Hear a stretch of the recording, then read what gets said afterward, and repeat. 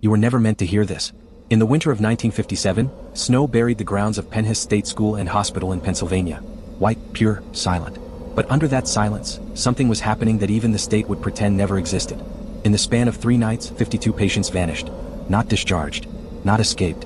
Vanished. And when their families came asking questions, the hospital's answer was colder than the frost on its barred windows. We have no record of those patients. No record.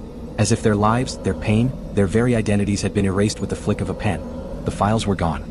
Entire pages in the hospital's ledgers were ripped clean, leaving only faint impressions, shadows of names once written in ink. The police came, but the investigation was a pantomime. Officers walked the halls, interviewed no one, and left with their notebooks as empty as the hospital's newly cleaned archives. Whispers spread among the orderlies, whispers of late-night transfers, sealed trucks pulling up to the back gate, and the sound of gurneys wheeled through dim corridors long after curfew. Some said the patients had been part of something experimental. Others swore they'd been moved to a place even darker, a place without sunlight or records. And here's the part they would never tell you: the names of those patients matched entries in a classified Cold War research list. Government programs with bland, bureaucratic titles that masked horrors behind closed doors. For decades, Pennhurst's history was told in fragments. Abuse, neglect, overcrowding. But that winter? That event? It was buried so deep that even now, if you request the official archives, you'll get a polite letter telling you no such incident occurred. But it did. And if you stay with me, I will show you why these 52 souls were taken, who took them, and what they were used for. This is not a ghost story. It's a story about power, and how it feeds on the vulnerable, hides in institutions, and survives by erasing the evidence. You ready to go deeper? To understand what happened at Pennhurst that winter, you must first understand the architecture of control. Institutions like this weren't just built to house the sick. They were designed to contain the inconvenient, those the world didn't know how to deal with. From the moment a patient entered Pennhurst, their identity was stripped. Their name became a number. Their number became a file. And that file could be altered, hidden, or erased without anyone outside the system knowing. Inside the wards, reality blurred. Days were regimented, not to heal, but to condition. Loud bells signaled when to wake, eat, and sleep. Guards, not nurses, enforced obedience. Punishments were public, swift, and meant to break the will. This is the kind of environment where experiments can hide in plain sight. If a patient disappeared, no one asked why. If a new ward was locked off, no one questioned it. The staff's silence wasn't just fear, it was training. A culture built so that even the witnesses became complicit. And in late 1956, something shifted. The back wards were closed for renovation. Strange crates began arriving, labeled with military supply codes. Men in unmarked coats walked the halls at night, escorted by hospital security. They didn't speak to the doctors. They weren't there for treatment. The files that survived, the ones they forgot to destroy, hinted at something far larger than Pennhurst. The names of the missing patients appeared in a project index connected to Fort Detrick, Maryland, home of America's most secret biological warfare and psychological research. This was Cold War America. The CIA's MKUltra program was in full swing. The military was obsessed with mind control, sensory deprivation, and the limits of human endurance. And they needed subjects, expendable subjects. Pennhurst was perfect. Patients here were invisible. They couldn't call for help. Many had no family who visited. To the outside world, they already didn't exist. One surviving memo, dated February 2, 1957, makes a chilling note: transfers completed. Full compliance. No destinations. No signatures. Just confirmation that the human cargo had been moved. From there, the trail goes black. But witnesses, decades later, described something grotesque. One former janitor recalled seeing rows of empty beds, still warm. Another remembered the smell, a chemical tang in the air, as if something had been scrubbed away. He left that night and never went back. Imagine the fear of the patients who remained. They saw friends vanish without a sound. They watched the staff avoid certain hallways. They heard the whispers. The black trucks are coming tonight. Fear is a powerful tool. It weakens resistance. It makes the mind pliable. The very terror of disappearance was a form of control, ensuring no one would speak, no one would fight, no one would even dream of escape. One survivor, decades later, claimed he had been on the list, but a clerical error saved him. He remembers being sedated, rolled toward the back gate, and then being wheeled back inside, confused, unable to stand. The next morning, every bed in his ward was empty except his. He said the men who came for them wore no uniforms, but they carried themselves like soldiers. And when they looked at you, it wasn't with hatred, it was with indifference, as if you were already dead. What could erase 52 people from history? Not just kill them, erase them? The answer is disturbing in its simplicity. A system that owns the record of your existence owns you. Birth certificates, hospital files, military documents, they are the proof that you were here. Remove those, and legally, spiritually, even in memory, you begin to disappear. This was not sloppy cover-up work. This was surgical. Whoever took those patients had the power to scrub every trace from both state and federal archives. That level of clearance does not belong to rogue doctors. It belongs to agencies with 3-letter names. And here's the truth no one wants to face: those agencies never stopped. They just changed the language, changed the buildings, changed the stories. Pennhurst 52 were just a whisper of something much bigger. And if you think it couldn't happen again, it already has. Stay. Because next, we go deeper into what was done to them, and why you were never supposed to know. The renovated wing of Pennhurst didn't reopen to patients. It became something else entirely. According to two ex-orderlies, the windows were sealed shut, the doors replaced with steel, and every surface painted with thick, chemical-resistant enamel. The few times they were called inside, they were instructed not to look directly at what was happening. They were there to move equipment, to scrub floors, to carry covered stretchers. And always, there was that smell. The smell of burning metal and ammonia. The official explanation for the missing 52, if one was given at all, was patient transfers to other facilities. But in the whispers passed between staff, they were participants. Participants in trials involving sound deprivation, forced drug administration, and exposure to something. One janitor recalled faint screaming, not loud enough to be panic, but steady, rhythmic, the kind that burrows into your skull. It stopped abruptly every time as if a switch had been flipped. In the late 50s, the US military was testing the boundaries of the human mind. They wanted to know, could fear be erased? Could memory be rewritten? Could the will to resist be broken permanently? MKUltra was already dosing unwitting citizens with LSD, using electroshock to wipe recollection, and isolating prisoners until their personalities fractured. But at Pennhurst, the work was even less restrained. Here there were no subjects, only assets. Disposable. Replaceable. A declassified fragment from a related program mentions Penn Facility 57B, describing extended immersion trials. Patients were kept in complete darkness, suspended in temperature-controlled tanks for days. When removed, they were questioned, injected, and returned to isolation. The goal wasn't healing. It was programming. Breaking the mind until it could be rebuilt from scratch. And yet, these experiments weren't just psychological. The files hint at biological integration, merging chemical conditioning with neural manipulation. The mind was being rewritten, but the body was being altered too. Why Pennhurst? Why Pennsylvania? The answer may lie in its geography. Just 40 miles away sat a cluster of Cold War research hubs, military hospitals, chemical labs, and facilities so classified they didn't appear on maps. If a subject died during testing, transport was simple. No one from the outside would ever notice a truck making a midnight run between facilities. And here's the deeper truth. Mental hospitals like Pennhurst were part of a nationwide network. By the 1950s, more than 500 such institutions existed across the United States, most underfunded, overcrowded, and unmonitored. They were perfect breeding grounds for hidden programs. Each one had its own list, patients marked not for release, but for transfer into the shadows. The 52 from Pennhurst were not an anomaly. They were part of a supply chain. The experiments themselves left no public survivors, but there are scattered, decades-old testimonies from men who claimed they were released after years they couldn't remember. One man, interviewed anonymously in 1983, said he was taken from Pennhurst at 19 and returned at 27, with no recollection of the missing years. But his body bore the scars, strange incisions along the scalp, a faint tattooed number inside his left arm, and a tremor in his right hand that never went away. Another claimed that in his dreams, he saw lights so bright they felt like heat, and voices speaking a language he couldn't recognize. The same dream night after night until he woke screaming. Doctors called it psychosis. But if you strip away the clinical terms, what you hear is the memory of conditioning, bleeding through the cracks. And this is where I need you to lean in, because if you've followed me this far, you're not just hearing a story. You're being inducted into a truth they will never admit. The Pennhurst 52 didn't vanish into thin air. They were reclassified, repurposed. They became part of something built to control not just individuals, but entire populations. The techniques refined in those sealed rooms were later deployed in prisons, schools, even workplaces. Systems designed to keep men obedient, fearful, and willing to accept the limits imposed on them. If you understand this, you begin to see the pattern everywhere. And once you see it, you can never unsee it. So prove you're awake.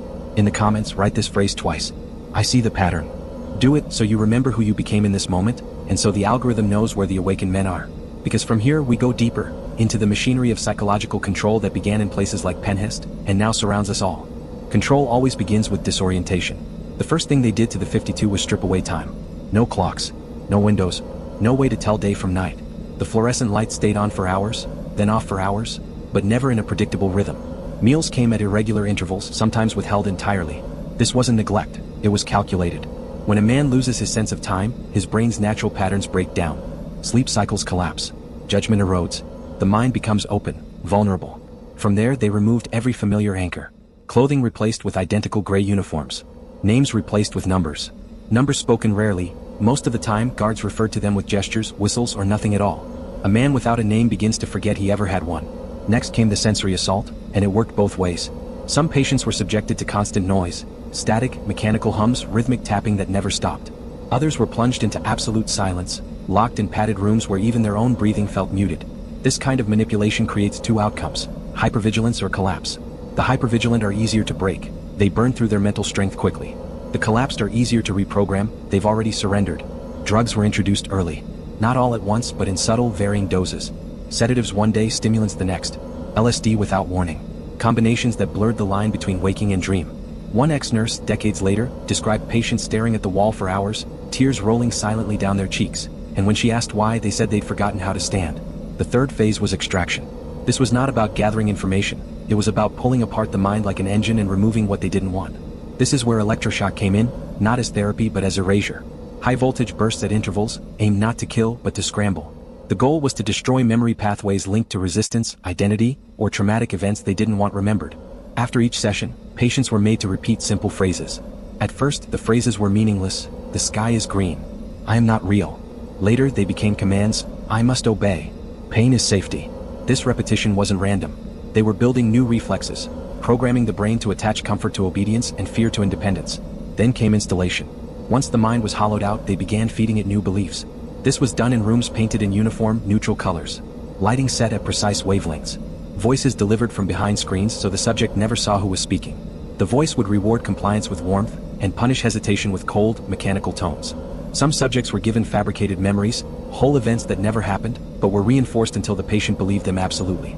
Others were taught to doubt their own real memories, dismissing them as dreams or hallucinations. The human mind clings to certainty, and if the only certainty left is the one your captor provides, you will hold it like it's life itself. Finally, deployment. Not every subject was meant to leave, but some were released, carefully. Their records altered so it seemed they had been discharged normally, even visited by family before leaving. These were the successful ones. They walked out carrying invisible triggers, words, sounds, images that could activate programmed behaviors.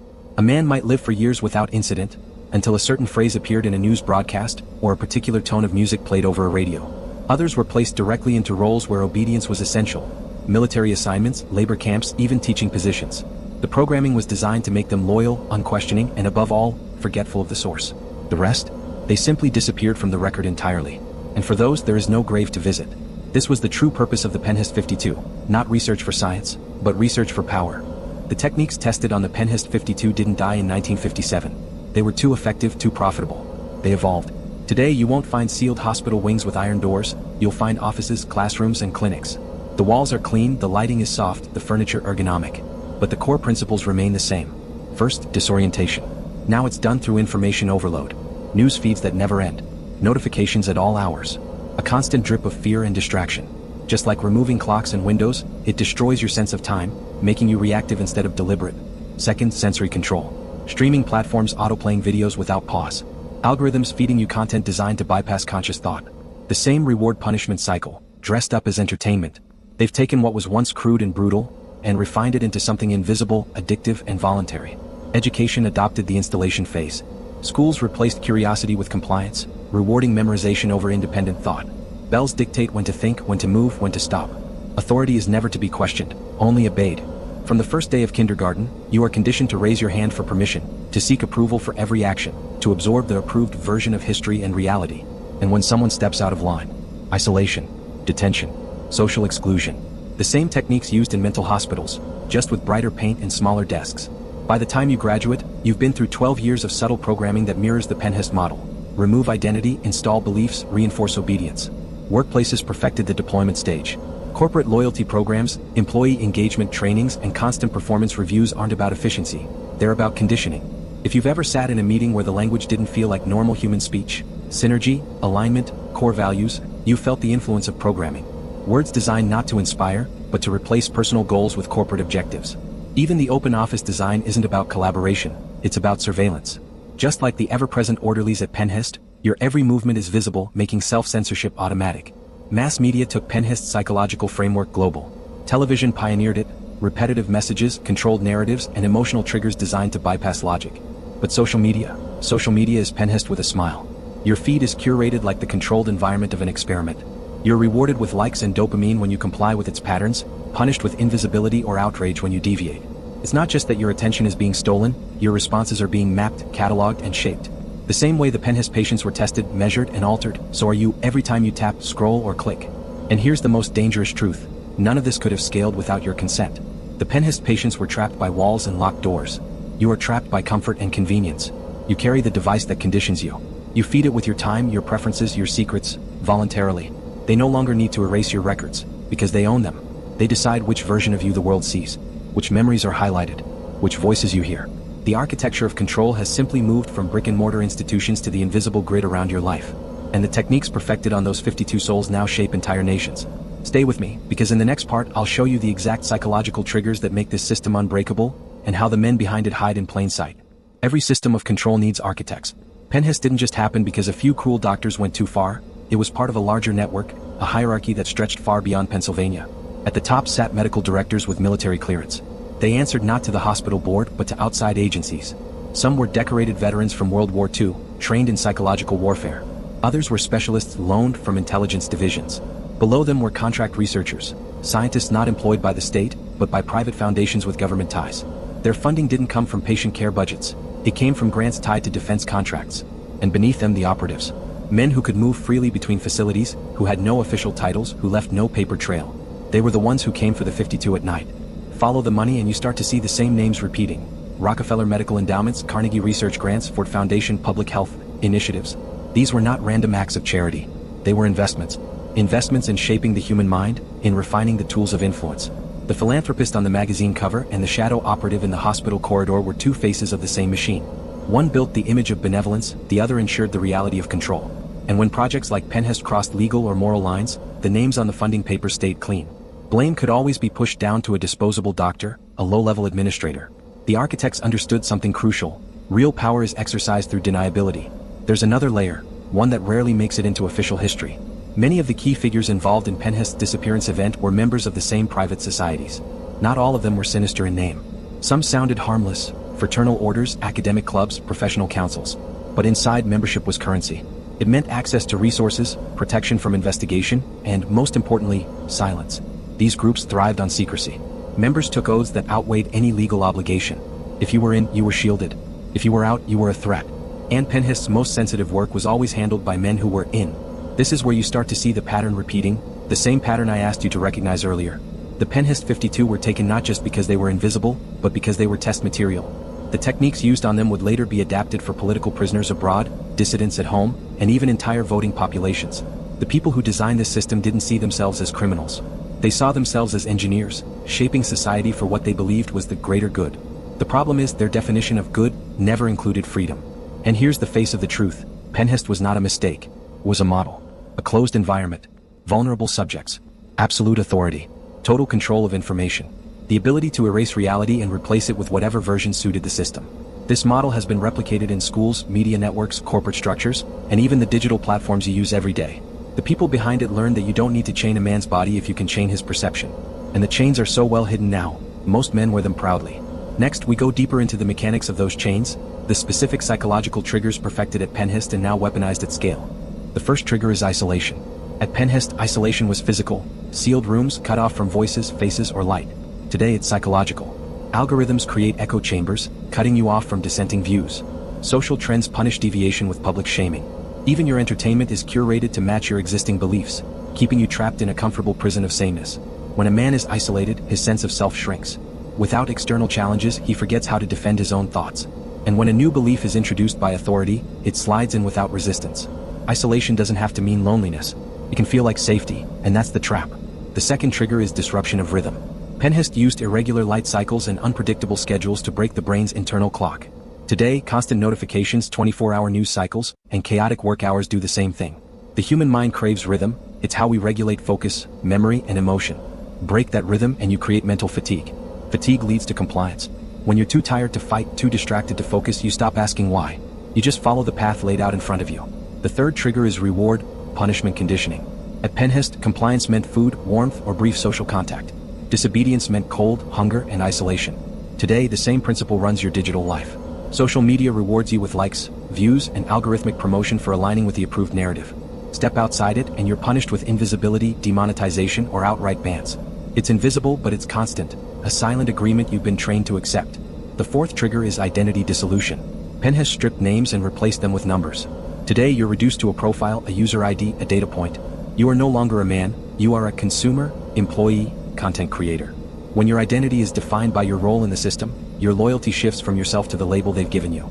A man who identifies as a good worker will obey even harmful orders to protect that identity. Lose your name, lose your fight. The fifth trigger is induced doubt. Pennhurst subjects were taught to distrust their own memories. Today this is done at scale through contradictory information, constant redefinitions and endless fact-checking that never seems to settle anything. When truth becomes unstable, you stop trusting your own perception. And when you stop trusting yourself, you turn to authority to tell you what's real. This is the final lock on the mental cage. Not fear, not force, but the quiet surrender of reality itself. The same lock that kept the Pennhurst 52 compliant until they vanished. Next, we're going into sections 31 to 35, where I'll reveal the afterlife of Pennhurst, the hidden facilities, modern programs, and how some of those 52 may still be alive today. When Pennhurst finally closed in 1987, the public was told it was because of abuse scandals and outdated facilities. That's only half true. In reality, the closure was an evacuation. Files, equipment, and certain long-term patients were quietly transferred to other institutions, many with no public records. Some went to privately funded research hospitals that didn't even appear in state health registries. The physical building rotted, but the network, it lived on. In the late 80s and 90s, these new facilities operated under vague names like Behavioral Rehabilitation Center or Neurocognitive Research Unit. The public thought they were harmless. But inside, the same triggers perfected on the Pennhurst 52 were still in use, now with better funding, better technology, and less oversight than ever before. Where did the missing 52 go? Officially, nowhere. Unofficially, 3 names appear repeatedly in redacted archives: Edgewood Arsenal in Maryland, Plum Island off the coast of New York, and a classified site known only as Camp Echo. Edgewood was infamous for chemical and drug experiments on soldiers. Plum Island was a biological research station under Department of Agriculture cover. And Camp Echo doesn't officially exist, but whispers tie it to offshore naval facilities where jurisdictional limits vanish. If even one of these sites took in Pennhurst's missing, the chances of survival were almost zero. But the few survivors who reappeared years later didn't seem entirely human anymore. One witness, a retired orderly, claimed he saw a former Pennhurst patient at a VA hospital in 1974, 17 years after the disappearance. The man recognized him instantly. Same scar on the temple, same limp. But his eyes were different, fixed, unblinking, like he was waiting for instructions. When the orderly tried to speak to him, 2 men in suits appeared within minutes, escorting the patient away. The next day, the orderly was told he had misidentified the man. But you don't forget a face you saw every day for years, especially not one you watched vanish into the night. It's possible, and this is the part that should unsettle you, that some of the Pennhurst 52 are still alive. Not free, not themselves, but alive, maintained as long-term assets in the same programs that took them. Kept alive not for mercy but for utility. Human assets with programmed loyalty stored away until needed. Living repositories of experimental conditioning, ready to be awakened by a single phrase, a tone, or a sequence of images. The longer they remain hidden, the more their existence fades from the public mind, until they become nothing more than a rumor, a campfire story told by old staff. And that's the brilliance and horror of the Pennhurst model. Erase the record, hide the bodies, keep the assets. By the time anyone asks questions, the paper trail is gone, the witnesses are dead, and the survivors don't even know they're survivors. The only evidence left is in patterns that keep repeating in our institutions, our media, our daily lives. The Pennhurst 52 weren't the beginning. They weren't the end. They were a proof of concept. And if you think the experiment stopped, you haven't been paying attention. Next, in sections 36 to 40, we close this descent, revealing why you were never meant to know this, what it means for every man listening right now, and the choice they must make before the cage closes for good. You were never meant to hear this because knowledge is dangerous to systems built on obedience. The Pennhurst 52 were taken for a reason. Not just to test methods, but to keep those methods hidden until they could be deployed at scale. If the public knew what could be done to a mind, how easily identity could be erased, rebuilt, and weaponized, every man would become a threat to the architects.